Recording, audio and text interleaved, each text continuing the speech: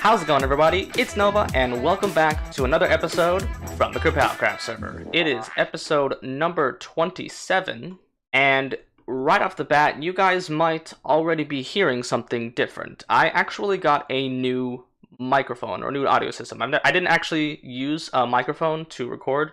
I used a headset, and now I have a condenser mic that will actually be helping me get some better audio, so I'm still trying to fiddle around with the settings, trying to see what settings work and what sounds good. So if you guys want to pop a comment down in the comment section below to see how, or tell me how good it sounds, I hope it's at a decent setting, because I'm still trying to learn this stuff. I had a little bit of help from Cesar and the Whapow, and everyone's been sort of helping me with this because I'm kind of useless when it comes to this. So yeah, but.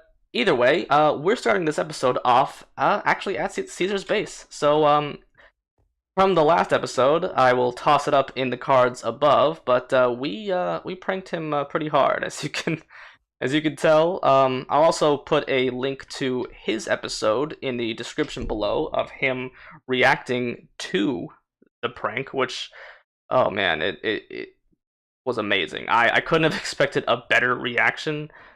This prank was basically just to get revenge for him killing me, but in the end it kind of just made him, like, just love me. Like, it was just like this, he just loved it. I didn't hate it. Like, I didn't, this plan obviously was not really about revenge. Obviously, I could have done a lot worse, but this was just fun for me too, because, it was like a prank, but it was also like an art project. I made up these guys, they're called Duckmons. And I made the Archduck of Duckland, and Duckland is really hell, because the Duckmons are actually crossed between duck and demon, and this guy just kept summoning them in. There's all of the baby Duckmons too, and I even gave a name to every single Duckmon. Where else is there?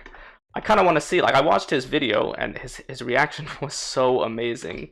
I want to see if he's found all of them, though, because, well, I hid a lot of them around, so, and I probably, I might hide a few more around just to, every so often, just to mess with him, but, there was one up there. I put that guy up there, and there's a lot of, like, little baby Duckmons across it. Oh, man, and, yeah, I actually still have some more of these. I could probably, place some more of these around. I'm obviously not going to do it on camera because he could watch this episode and just figure out what they all are, but I am definitely going to do that. I kind of forgot that he had a few places that I missed, and one of the reasons why I didn't really place any stuff in there or over in that little area down there was because I didn't know if it was really a spoiler or not. I know we put one on this wall, but, I mean, I just couldn't help myself. I needed to make a duck that was sitting on the wall. I mean, come on. Like, that's just crazy. I actually forgot about this little thing. I wanted to put one up here. Oh, no, not there. I forgot about this place, because, bye-bye. I do remember this place, when where did he go? Yeah, he tried to, I guess, get rid of... Did he try and pillar up to the guard? Those snow layers are where he tried to fight a guardian, but I'm gonna put one up here. Wait, oh, you can't actually. Oh, well, okay, I couldn't put one up there anyway, so I forgot that that was actually That's actually at 256 blocks. Interesting. Okay. So yeah, that's one of the reasons why I couldn't put one up there, Cesar, was because or at least I didn't know that in the episode, but whoa. I couldn't put one up there even if I tried. One of my favorite parts was him finding the duck stairs to Ducklysium, and I literally put one duck on every single one of these blocks. And it goes up really far. This took a very long time, but I just every time he kept on just like, no, you didn't put them all on every single. No, you did. He just kept like not believing it until he got to the top and was like, oh, yep, they're all there. Oh, and yes, So I don't remember seeing this in his video, but he found Duckmon Digs a Lot. It was actually a Duckmon that was summoned into the wall, but you couldn't see him. Kind of like Duckmon Doorknob over here. He was summoned into the wall, but Duckmon Digs a Lot, he was summoned kind of like behind the wall. And there was a sign that said like, it said like nothing behind here or something like that. Here's a clue, Cesar. If you're watching this video, I'm probably going to hide some in your minds, but they're not going to be like, you know, like right here. They're going to be pretty far and pretty hard to find. Yeah, so I think what we're going to do is we're going to head on back to the base so we can start the episode. All right, now that that's done, haha, we got rid of all of those little Duckmons, and yeah, I didn't place them really too much around Cesar's base, besides the mines, obviously, but I did place them in a couple of his other builds. I don't really know if he's visited them off camera, but I know he didn't visit them on camera, so good luck with that, buddy. Alright, so now it's time to work on the build, and we haven't really done much on it since the last episode. We still have this little like room section. I think, let's look at this. Yeah, we still haven't really changed much. I haven't put in the terracotta orange shingles yet.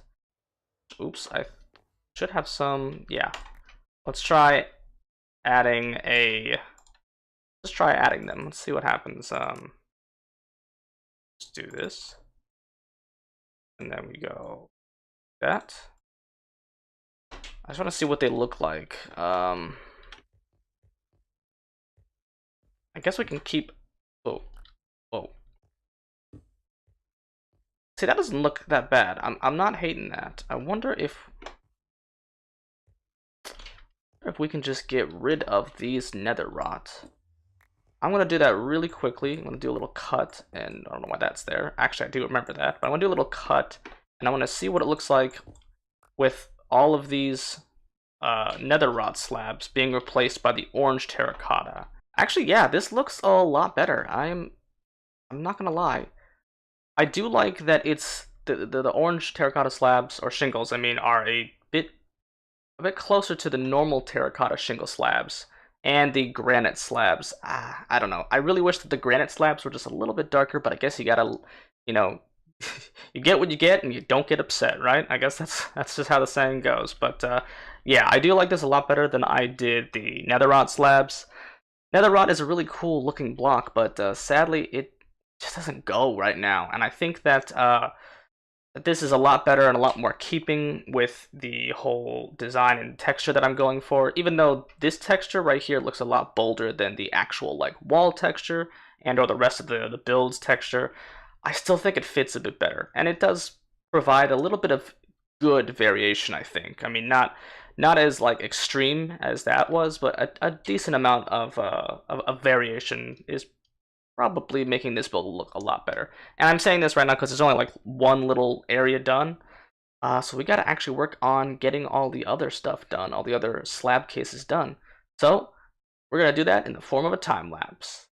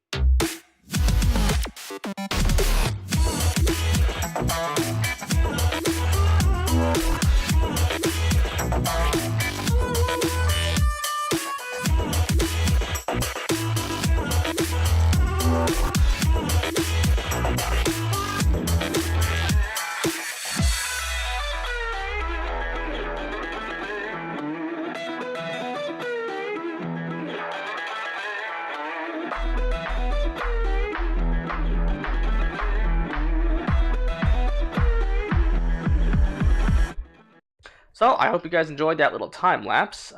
We got the whole thing done. I'm not really sure if the entire footage of me making the slab case is done, but as you can tell over here, we kind of made a mistake. And I figured since we didn't realize this way later, like until like it was pretty much almost done, we're just gonna change this. Because I figured it probably looks a little bit better for the slab case to go up and then it to end right here so that the next part of the staircase is just the top. I don't know why I did this in the first place, but I guess that was just, I don't know, maybe it was just easier to map things out that way. But let's look at the map, and it actually looks quite hilarious in the map. It's not really actually uniform at all. I guess the shadowing of it with the light kind of makes it look strange, but it goes like, you know, super far out here, it goes super low out here. This one looks like pretty perfect right here. But again, this is mainly because a lot of this area around it is not terraformed yet. So we're going to do that, and then when we do that, we're going to try and fix up the slab cases to go out. Probably just exactly this, or exactly this amount. Actually, this one looks longer than this one. I gotta figure out I guess a base to a baseline of a floor to keep this on, so that the slab cases all go out on a uniform length. And you know, that's probably gonna be it. Is there a bunny over here? I think we trapped a bunny. Either way, I made this little opening right here so that people can get in. I don't really necessarily know if, ooh, that's a little scary. Let's probably break that down. I kind of want to make it so that this entrance, maybe I could put like a redstone door here. I kind of like that idea. I don't necessarily, I do want to make entrances into it like this, but at the same time, it's kind of like, I don't know, maybe there could be like little areas up at the top where you like come in and, I don't know. There's probably going to be ground entrances too as well, and you'll just walk in, you'll step on over a bunch of obsidian pressure plates, and it'll unlock this door and it'll open up, and yeah, that'll basically be the premise. But right now, I think the best course of action for us to do is to start like flattening these areas. Now, yeah, so we want to flatten it so it's like at Y65. So let's try this Y65 over here. Oh, what luck. We actually have a place here that is Y65. Well, that should be the last of it. Now everything is at the same level, and here's the mega torch. Doesn't really look pretty, so we are probably just going to fall into the cave. But yeah, this is basically the cave that gets revealed after we have taken out this whole place. So we're just probably going to fill this in, mainly because it doesn't really matter at this point. But we do need to focus on figuring out how we're going to connect this pattern right here to in here. So that's going to be a chore. That's going to be its own little thing. All right, so just like I have taken out this room and have leveled it off, I have also set up another room, and it's basically the one that's all the way on this side. Got some nice air on that bed. It's all the way past the food room, and it's this room. Now this, I think if I remember correctly, yeah, this side is the one where the slab case really doesn't reach a lot. So I think I dug a little bit over here, and if you like look in here, look at that, look at all that.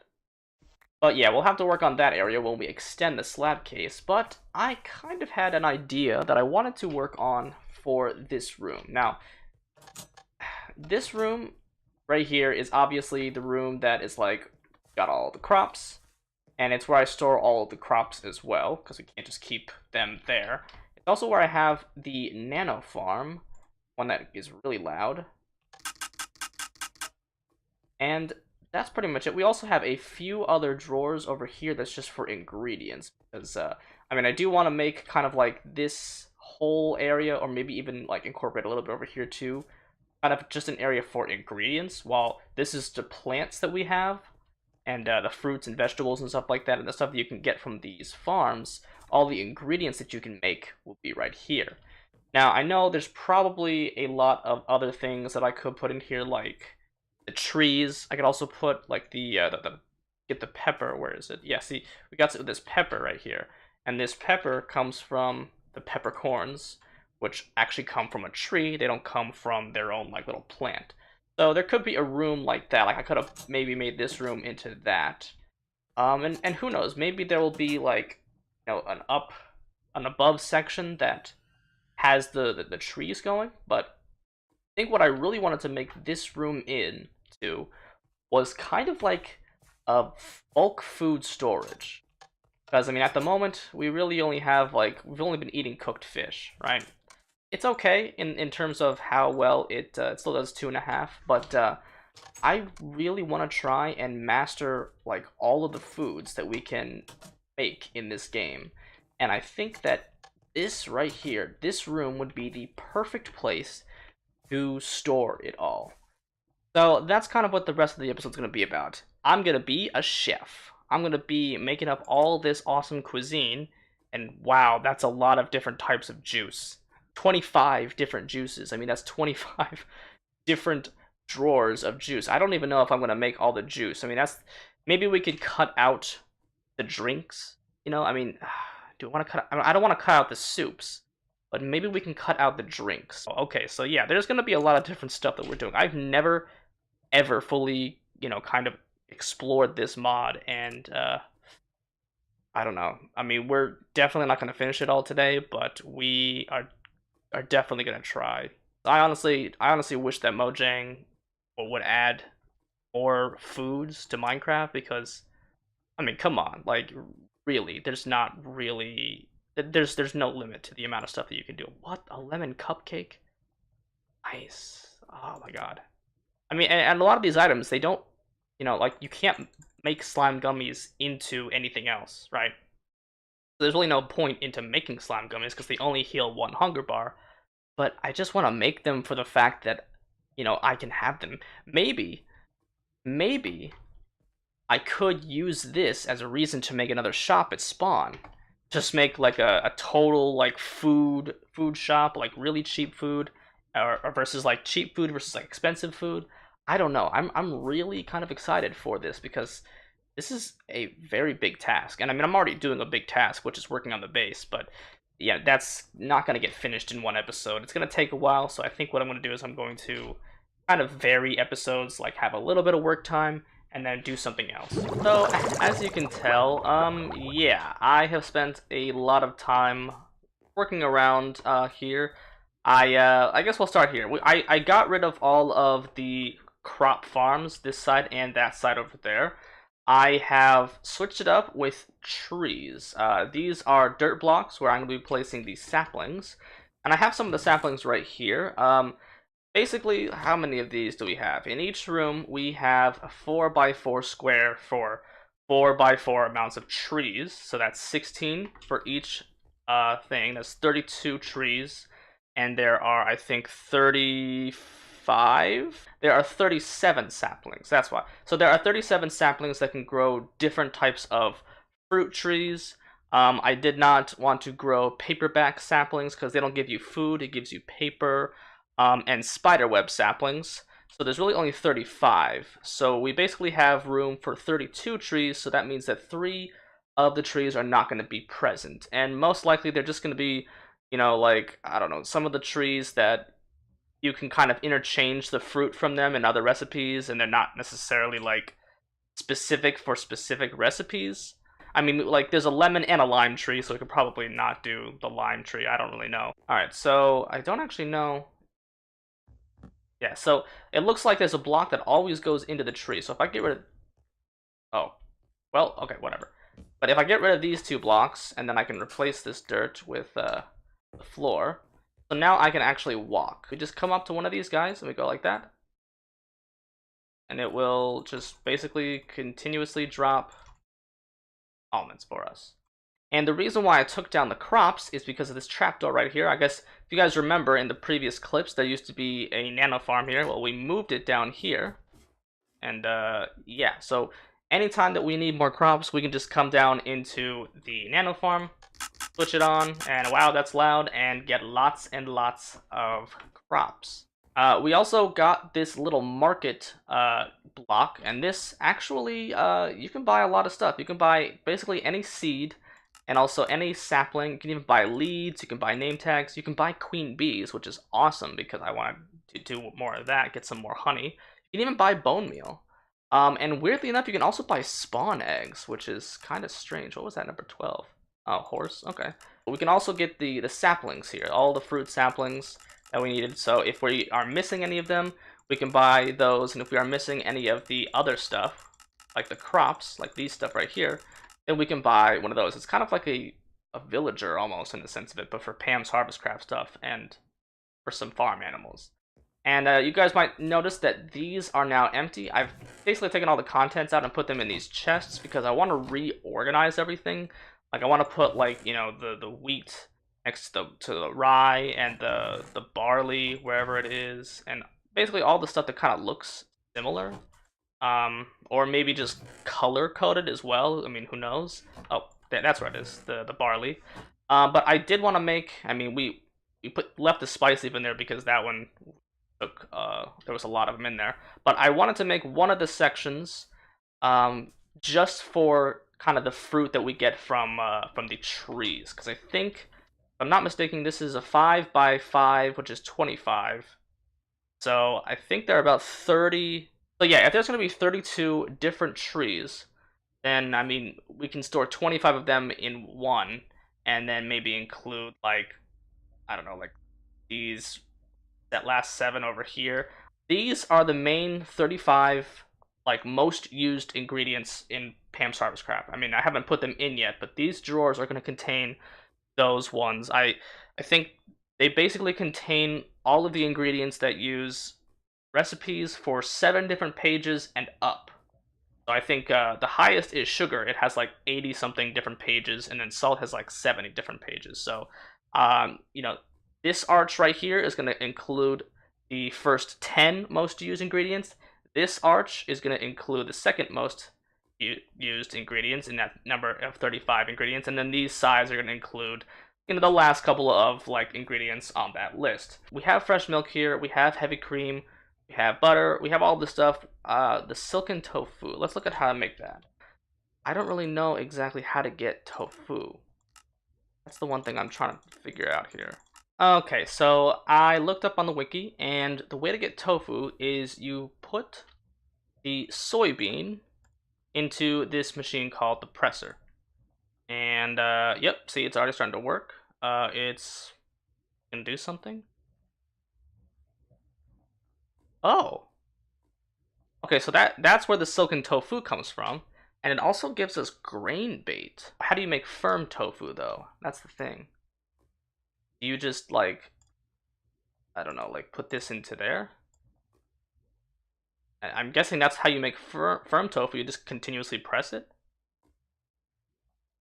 Okay, yeah, so firm tofu and soy milk. Ooh, okay. So here's firm tofu, and to get, I think to get those tofegs, you need, or tofig, you need firm tofu, and you need dandelion yellow. Oh, I guess to make it look like an egg. So we'll put that there, put that there.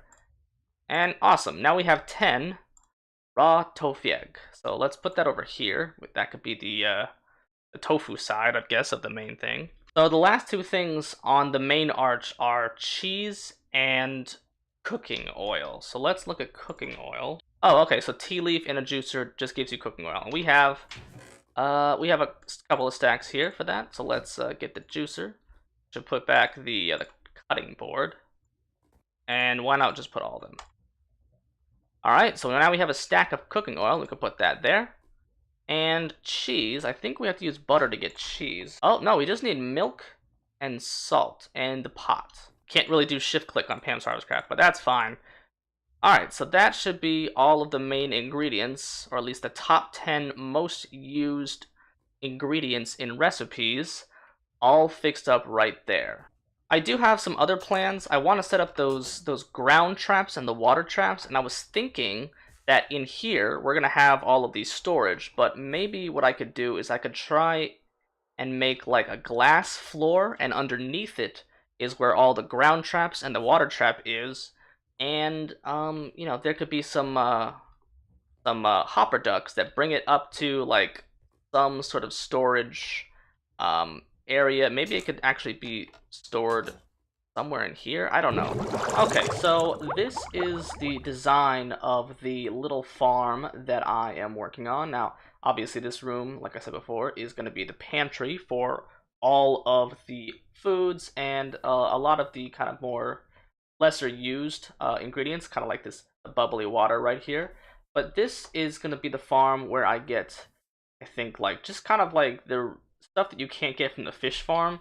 These are fish traps right here. These are water traps, and they are used, you put fish bait in here, and you get a bunch of different fish. Actually, you can put I have it right here in my inventory, it's really cluttered. But you can get a bunch of different types of fish, and some of the fish that you get in the water trap, you actually can't get through fishing. And now these guys are ground traps, and there are 3 different types of bait that you can put into ground traps. I think like for the different types of animals, like cows will eat something different, ducks and deer will eat something different, and blah blah blah. But essentially this is going to be an underground farm. Like this, I'm going to be able to walk above it over glass.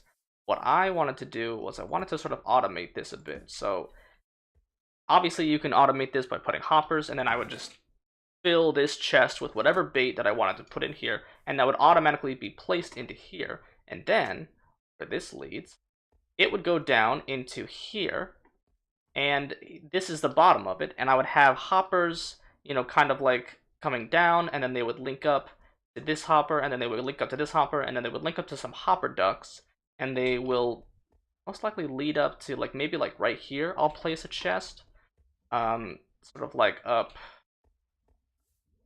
No, I can't. Because you can't interrupt this. You can't interrupt the grass or the water because the traps have to be surrounded by water and by grass for them to work. I'm not exactly too sure exactly where I'm going to be placing the output of this farm. I mean, I could honestly just probably have it right down here. I mean, and maybe I could just make this place look a bit better and set up drawers or down here to be the output. So if I wanted to get some of that, I just don't know. I mean, I'm probably going to, like, along with there being glass on this block all the way through, I'm gonna have glass, like a wall going down here and down here. So that, and there's gonna be a hole, and I'm not even sure if you can place ladders on glass. But if I can, then I'm going to basically be able to make it so that you can go down here.